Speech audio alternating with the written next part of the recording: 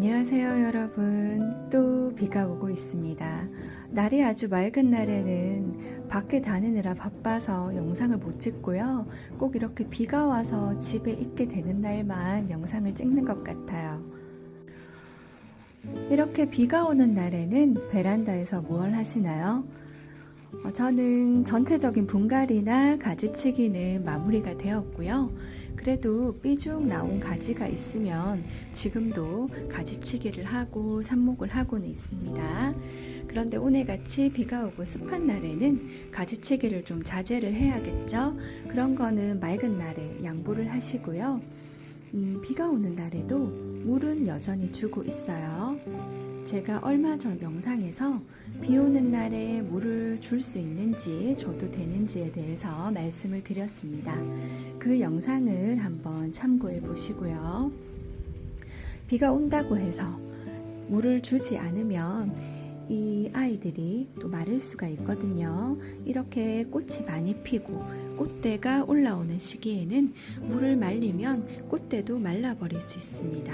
그래서 물을 잘 주시는 게 좋습니다. 자, 이 예쁜 아이는 메를레종 투라는 제라늄입니다. 보라색의 예쁜 장미 모양의 꽃이 피는 그런 제라늄이고요. 이렇게 꽃대가 예쁘게 올라와 있고 또 이렇게 꽃봉오리가 있는 이런 상태에서는요, 흙을 바싹 말려버리면 이런 꽃대도 말라버립니다.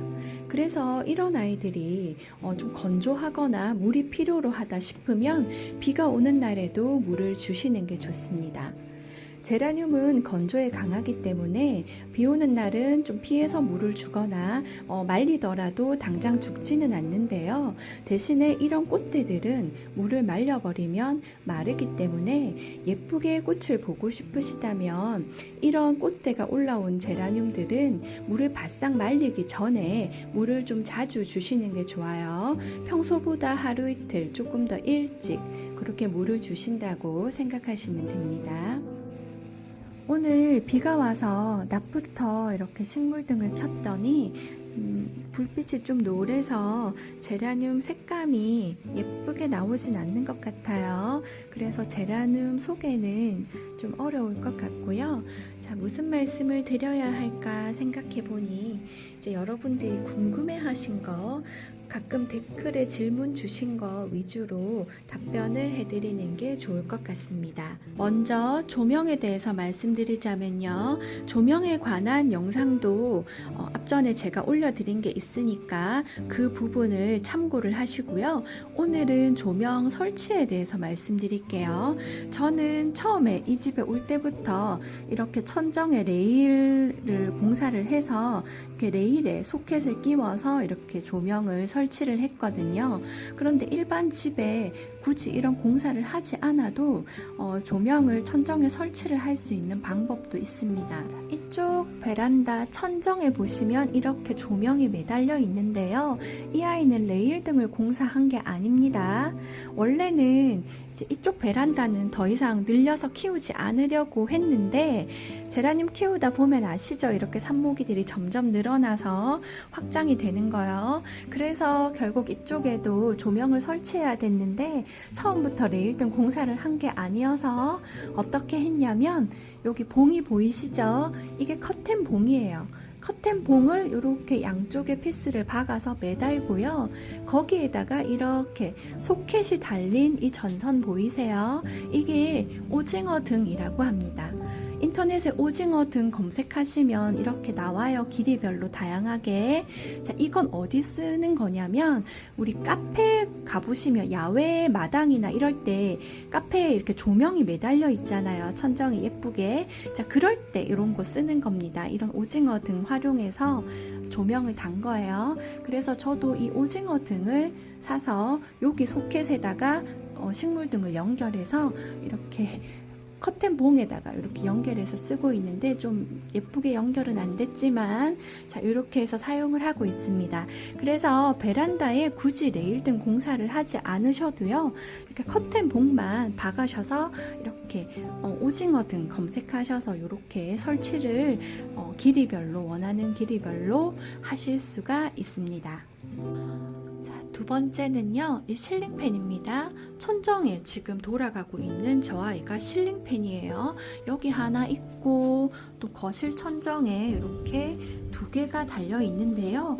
이 실링팬은 서큘레이터가 아니어서 바람이 막 세진 않아요.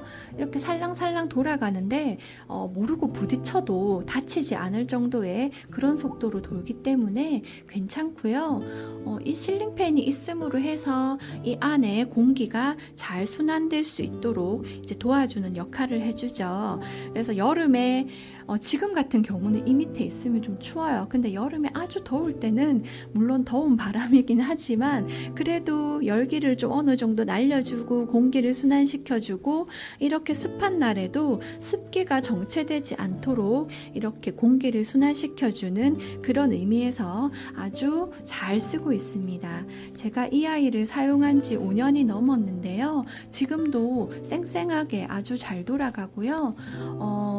제가 살 때는 2만 원이 채 안 되는 가격이었는데 지금 들어가 보니까 2만 원이 조금 넘더라고요. 그래도 혹시나 제품이 궁금하신 분들이 있으시면 이제 제가 설명란에 링크를 남겨 놓겠습니다. 이거는 제가 뭐 협찬받거나 이런 게 아니고요. 써보고 너무 좋아서 제가 초창기부터 카페나 뭐 여러분들한테 많이 권했던 그런 물건들인데 문제는 이 아이가 무선은 아니에요.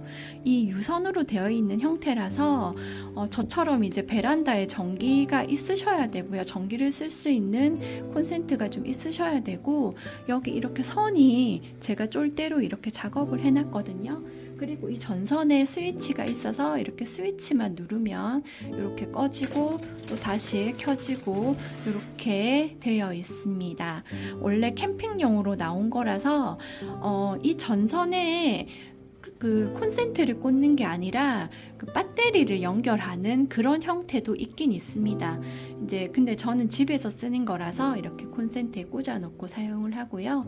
굉장히 저한테는 이제 가드닝을 하는데 도움이 많이 되고 있습니다. 자, 세 번째는 원목 선반입니다. 이 나무 선반 어디에서 샀냐고 문의하시는 분들이 꽤 계셨는데요. 사실 이 선반은 인터넷에 원목 선반 또는 원목 렌지대, 뭐 신발장 이렇게 검색하시면 나오는 아주 흔하디 흔한 제품이에요. 자, 그런데 이 선반 가로 길이는 아주 다양하게 있고요. 그리고 단별로 이렇게 다양하게 있습니다. 자, 그리고 이 폭은 제가 구매한 거는 한 40cm 정도 되는 폭인데요. 이 정도 폭을 구매하셔야지 한 12cm, 12호 정도 되는 화분이 3줄 정도 들어가더라고요. 그래서 여유 있게 쓰시려면 폭이 한 40 정도 되는 그런 선반을 구매하시는 게 좋습니다. 자, 단이 여러 단으로 되어 있는데요. 요 높이가 한 75 정도 되려니까 한 3단 정도 구매를 하면 요 정도 높이가 되고요. 그리고 이제 중간 선반은 이렇게 끼워서 쓰셔도 되고 저처럼 필요에 의해서 이렇게 빼서 사용하셔도 됩니다. 이제 일단 제가 이 선반을 선택한 건 이제 나무여서 모양도 예쁘고 그리고 가격적인 면에서 이 선반이 좀 저렴했습니다. 다른 일반 선반들에 비해서. 그래서 이제 이 선반을 구매를 했고요. 이 나무 선반, 원목 선반의 단점은 코팅이 안 돼 있다는 점이에요. 그래서 호수로 물을 주시는 그런 분들은 이 원목 선반을 사용하시면 안 되겠죠. 코팅이 되어 있는 튼튼한 제품, 또 철제 제품 그런 걸 사용하셔야 되고요. 이제 저 같은 경우는 이렇게 물받침을 쓰고 있어요. 물을 줄 때 직접적으로 뿌려주는 게 아니라 이쪽에 물 주는 쪽에 옮겨서 물받침에 물을 주고 다시 제자리로 이렇게 옮겨서 받침을 항상 쓰기 때문에 이런 이제 원목 선반을 쓸 수 있고요. 그리고 저도 이 선반을 코팅은 해서 씁니다. 혹시나 모를 상황에 대비해서요. 그래서 이제 저쪽에 있는 선반은 제가 초창기 산 건데 직접 손으로 제가 니스칠을 했어요. 요즘은 바니쉬라고 하더라고요. 저 때는 니스였는데 제가 다이소에서 직접 붓이랑 이렇게 사다가 일일이 칠했는데 너무 힘들었거든요. 근데 이쪽 선반은 제가 사고 나서 이제 스프레이로 나오는 거 있죠. 요즘에 유광 또는 무광 스프레이 다이소나 마트 가시면 다 판매를 하는데 그 스프레이로 해서 꼼꼼하게 다 뿌려줬어요. 그런데 혹시 코팅 작업을 하실 거면요, 절대 베란다에서 하시면 안 됩니다. 이게 호흡기에 들어오면 좋지도 않고 냄새도 좀 독하거든요. 그래서 이걸 하시려면 이제 외부에서 안전한 외부에서 하셔야 되고요. 다른 데 피해를 끼치지 않는 그런 장소 있죠. 저는 창고 같은 데 가서 작업을 하긴 했어요. 그래서 작업하실 때 좀 주의를 하셔야 됩니다.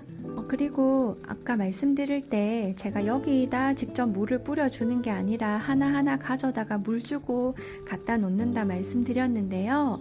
굉장히 번거롭지 않나요? 생각하실 수 있는데 제가 사는 곳이 좀 노후화된 그런 아파트여서 여기 베란다에서 물 청소를 하거나 물을 막 마음대로 써버리면 혹시나 이제 아랫집에 누수가 생길까봐 그런 물 문제가 발생할 수 있기 때문에 저는 이제 굳이 그렇게 하지 않고요. 항상 건조한 상태로 유지를 해줍니다. 그래서 이제 나무 선반에도 물받침 해놓고요. 물 줄 때는 이쪽으로 옮겨서 사용을 해요. 요런 채반 있죠. 이게 다이소에 파는 그냥 일반 채반인데요. 이런 채반에 받쳐서 물을 주고 물이 좀 어느 정도 빠지면 다시 제자리로 옮겨주는데 물론 번거로울 수 있어요. 그런데 이렇게 하다 보면 이 아이 상태를 하나하나 볼 수 있죠. 물 주면서 누런 잎도 떼주고 가지 길이 보고 잘라줄 건 또 잘라주고 이렇게 점검이 되기 때문에 저는 이렇게 하는 편이 좀 더 낫다고 생각을 하고 있습니다. 자, 오늘은 비도 오고 해서 그동안 이제 질문 올려주셨던 거, 궁금하셨던 거에 대한 3가지 정도 답변을 드렸는데 어떻게 의문이 해소가 되셨는지 모르겠어요. 혹시 더 궁금하신 점이 있으시면 댓글에 질문 남겨주시면 제가 다음에 또 영상 찍을 때 참고해서 정성껏 답변을 드리도록 하겠습니다. 오늘도 좋은 하루 되세요.